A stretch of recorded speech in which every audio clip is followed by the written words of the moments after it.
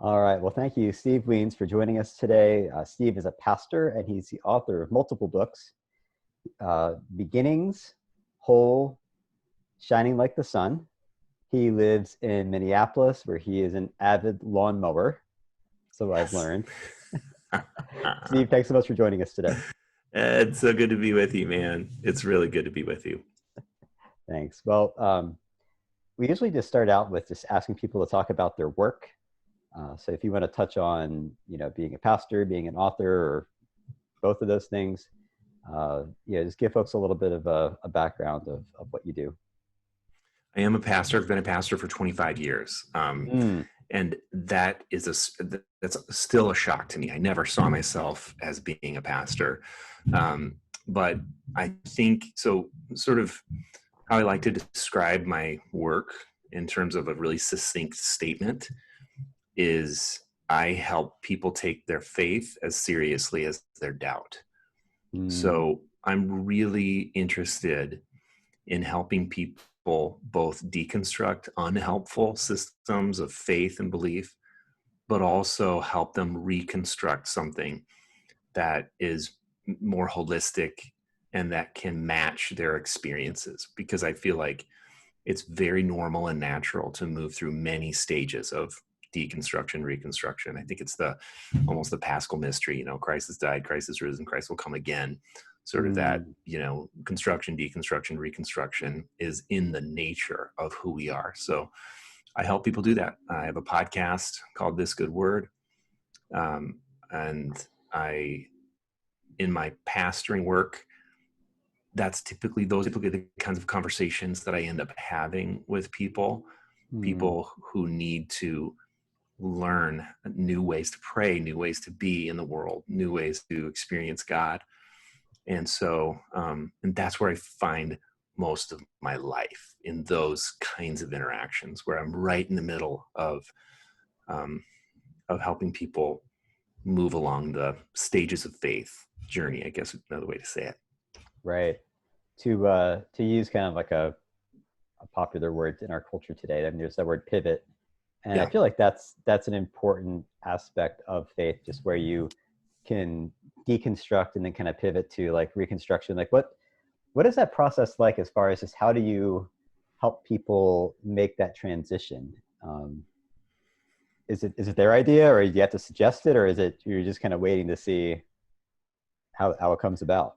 Well, I think what I try to do in terms of my writing and my speaking and my podcasting is I try to be as honest as I can about my own questions, my own doubt, and my own faith. And I think in doing that, I find like almost like people sidle up to me with wide eyes and they say, when you said that, I couldn't believe you said it that way. That's exactly how I feel.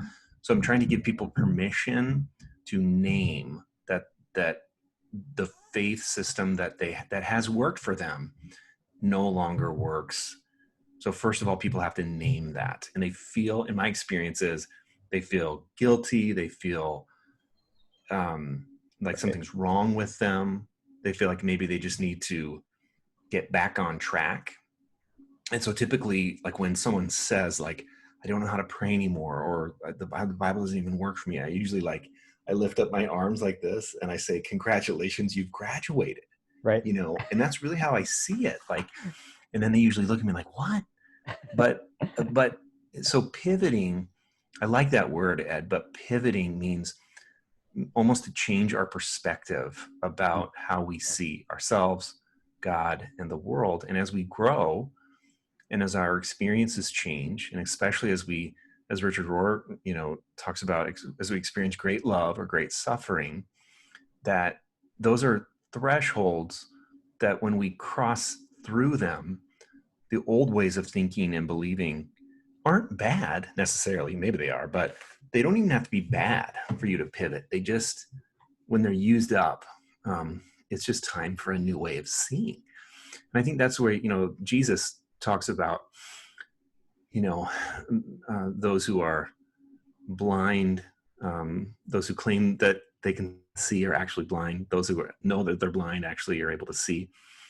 And I think those are moments of awakening. And that if we can stay soft to those moments of awakening, And if we can linger in them long enough, then I think we can, I like the word expand. We can expand how we see God, because if God is, Yeah. if God is mystery and ultimate reality, then we should actually continue our understanding of that God should keep expanding as well.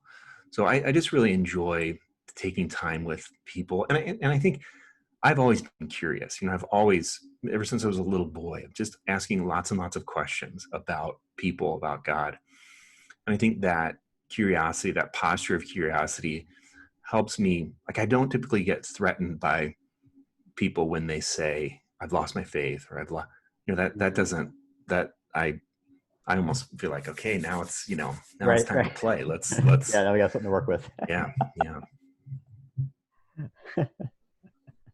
Yeah. No, I definitely feel like I have spent a lot of time in cafes in fairly conservative towns around a lot of Christians who have their big Bibles out and have their discussions about things. And the more certain they sound, almost the more I feel bad for them, because I know that the crash is coming.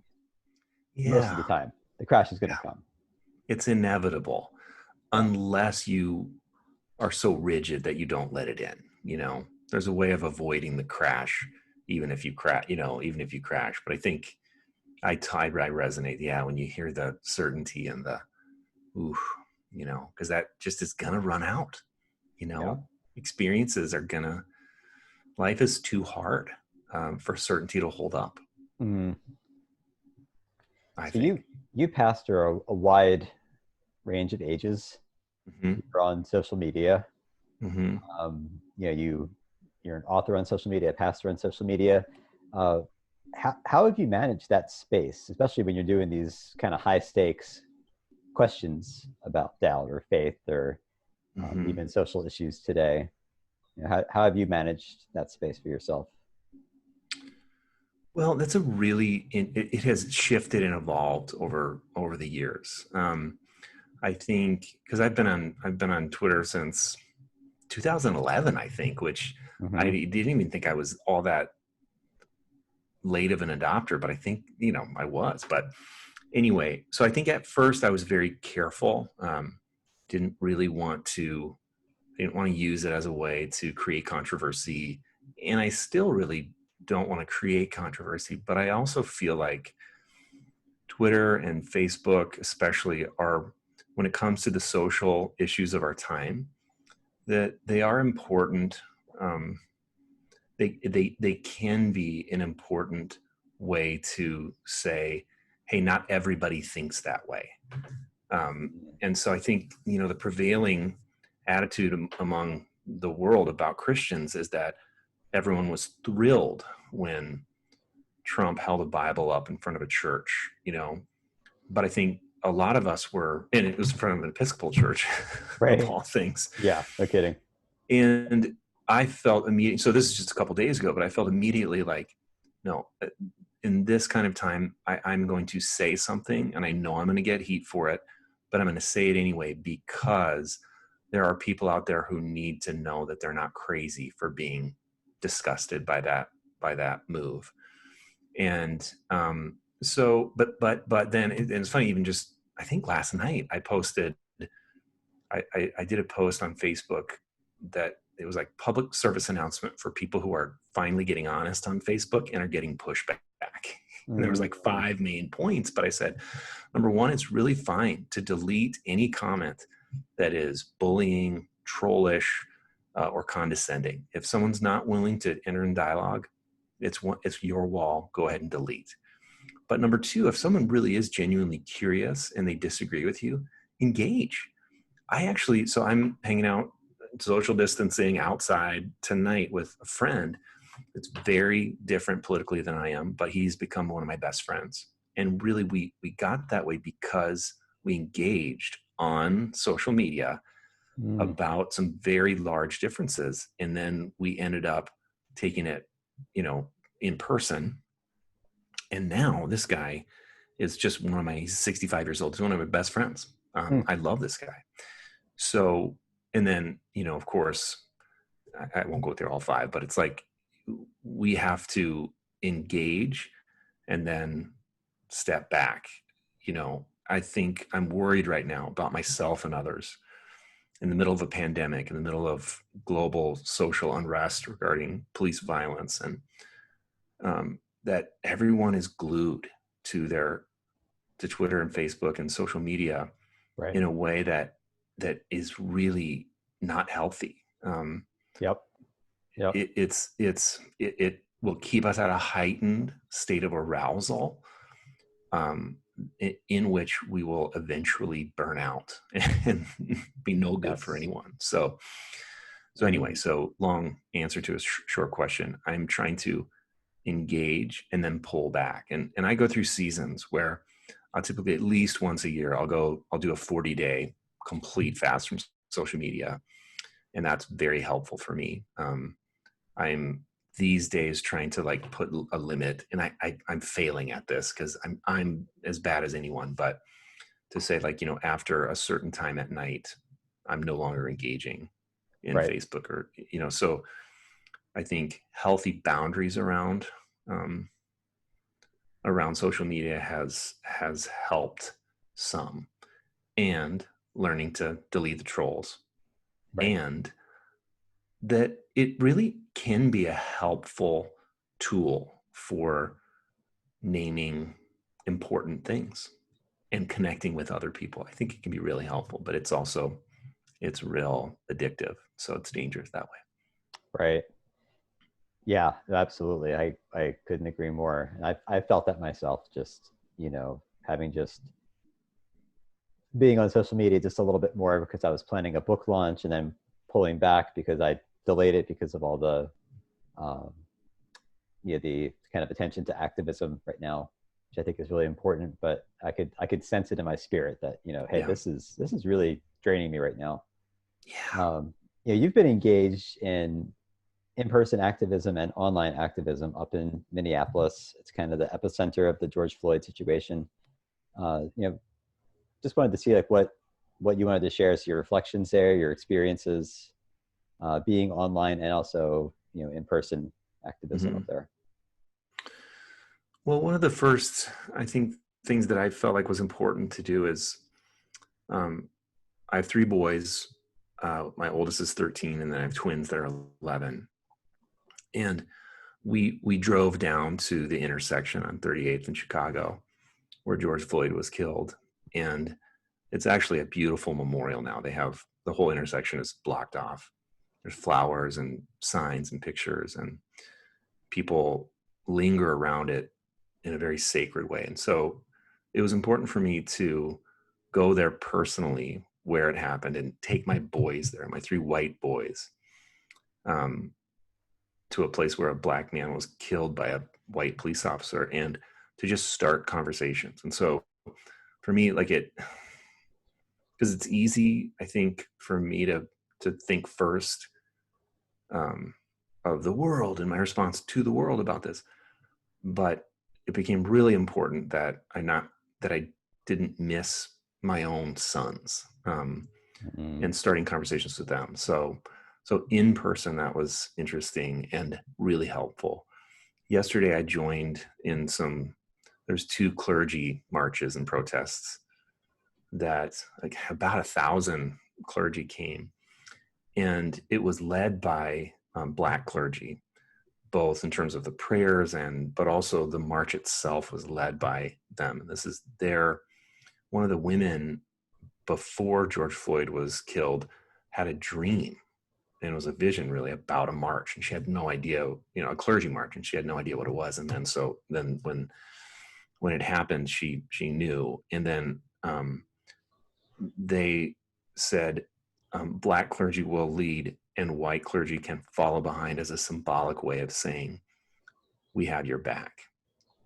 And I cried as I was hearing those words, because I realized, this, it's sad that it takes that much pain and then a request from them, would you have our back? Like, so being in person there was a healthy feeling of sorrow and repentance of, oh, I'm glad I'm here now, Mm. and I have not had their back. So that's in person. Those are some of the feelings and thoughts. I think online, I have tried to um, both highlight the importance that the work of justice is ongoing, and that um, it is, we are not as far along, especially there are just many of us white progressive people think we're farther along in terms of civil rights, and but this systemic injustice is just so palpably visible right now. And so it's important for me to name. And I've been in back and forth with some folks on Facebook that are, some that are dismissive, but others that are genuinely, you can feel the guilt. They're so guilty. And I get that. So am I. But some of them are saying, can't we just move on? Like, can't we just be at peace with each other? And my response is no. There will be a day perhaps where we can be at peace with one another, but there's a lot of lamenting and repenting that needs to happen first. People talk about reparations. I don't even know if we can call it reparations. We need to do some initial work. There's no we need to do the first work.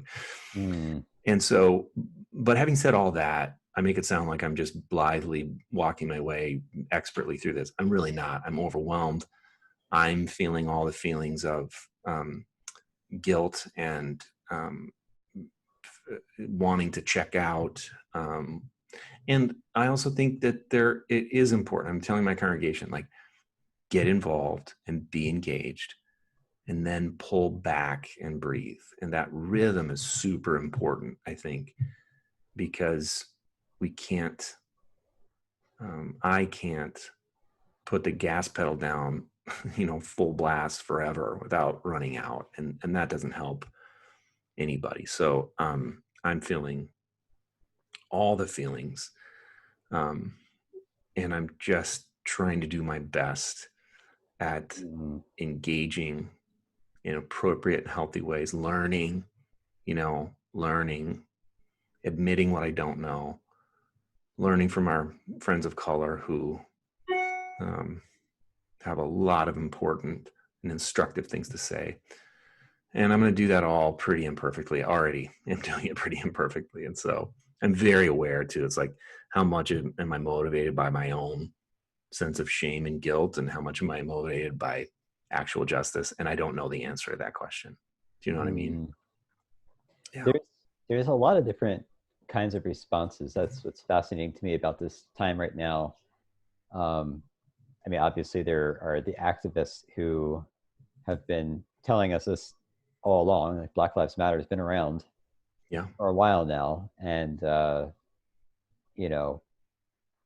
think for me, I look back at different events throughout, the past that were maybe formative. And so it's interesting to see how, like, this situation is the tipping point for other people. And so it's that, you know what I mean? Like, there's definitely that, like, that staggering of responses, and having grace for people who they didn't see Tamir Rice's, murder in a park while he's playing with a toy, left to basically die by himself while his sister's watching.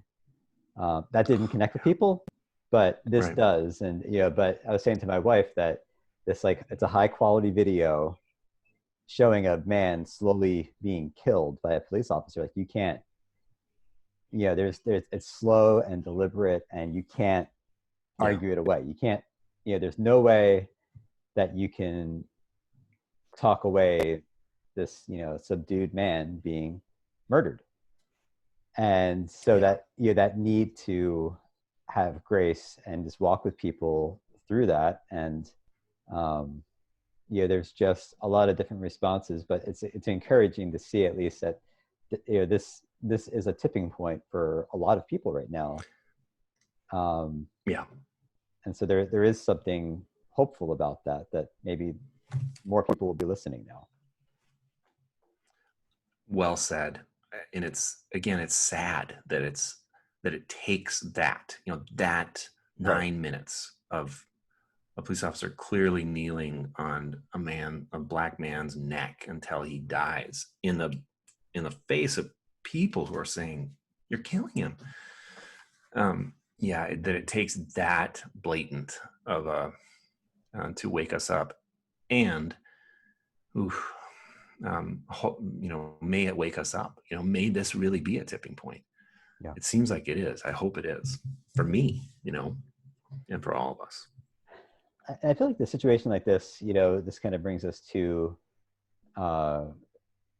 just questions about social media as far as, it's good uses, it's bad uses. I like, from an information sharing standpoint, being able to share a video like that, George Floyd's murder, is traumatizing, but at the same time, it's also what woke a lot of people up to this.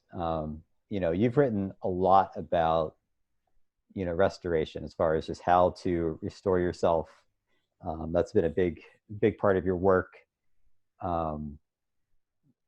What are you doing these days? What are you telling other people to try out?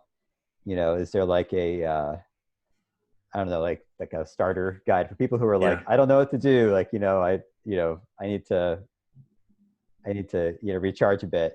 How are you helping people that doesn't involve going out and buying a lawnmower? I do love mowing my lawn. I think one of the things that's been the most helpful for me lately, and this is what I'm trying to tell people to do, I'll share two things, but the first thing is learning to meditate. And so what I do is 10 minutes of silence where I follow my breath in and out. And the reason why that I'm saying that that's so important right now is because we're all living in such a heightened state of arousal. Every moment feels like a just body blow, especially if we're on social media all the time. And so to take one or two sits each day and clear our minds and follow our breath in and follow our breath out and return to the breath whenever, we start thinking about the list that needs to happen without judgment. Just return. Number one, that gives us it gives our body a physiological break in the heightened arousal sense. And you can feel your body calming as you follow your breath in and out. But secondly, over time, that, because maybe in 10 minutes, you might need to return to your breath literally 2 or 3 dozen times, Right. That it teaches us during the rest of the day when we find ourselves swimming in a sea of anxiety, anger, grief, rage, that we can begin to habitually, even in those moments, return to our breath and realize we're not our thoughts. The Buddhists help us so much in this. We're not our thoughts. We're not our feelings. We are something much deeper. Our truest self is something hidden, like as Christians we would say, hidden with Christ in God. Our truest self is that place within us that is beyond ego, beyond dualistic thinking. And so meditation is really helping. And I think set your timer for 10 minutes, close your eyes, follow your breath in and out. And every time you start thinking about the groceries, just without judgment, return to your breath. Do that 1 or 2 times a day. And I think it's really helpful in this time. Secondly, I'm reading, so I'm reading the mystics, Meister Eckhart even, and mainly I'm reading like people who write about Meister Eckhart because his writings are so damn well, you're the pro at this, but I'm starting to finally read some of his actual writing. But there's this book of poetry that was put out by John Sweeney and Mark Burroughs, and it reads a lot like Hafiz or Rumi, but it's based on Meister Eckhart's teaching. And it's called, there's 2 volumes actually, but the first one is Meditations from the Heart. And I'm reading these poems, and they're non-dualistic. They are expansive, and I would, let me read. Can I read just a really quick one? Please. Okay, hold on. Yeah, no, we could definitely use it. And that's, if you read Thomas Burton, I mean, basically what he's doing is remixing the Spanish mystics, right? Like he's Yeah. taking Teresa of Avila and John of the Cross. So there's kind of a good history of Christians taking the wisdom of the past and kind of reworking it for their own times. So I'm all for that. Oh, me too. It's like we just need to mine the ancient wisdom, and put it into the context of our time, you know. Um, okay, so this little book, again, is called Meister Eckhart's Book of the Heart, Meditations for the Restless Soul by John Sweeney and Mark Burroughs. And again, it's just a book of poetry. And of course, Meister Eckhart was not a poet. He didn't write this poetry, but these guys are, so Mark Burroughs is an expert German translator. So he really got the heart of what Eckhart was trying to say and do. And then they translate it into poetry, and it's just, oh my gosh, it's so good, so good. Okay,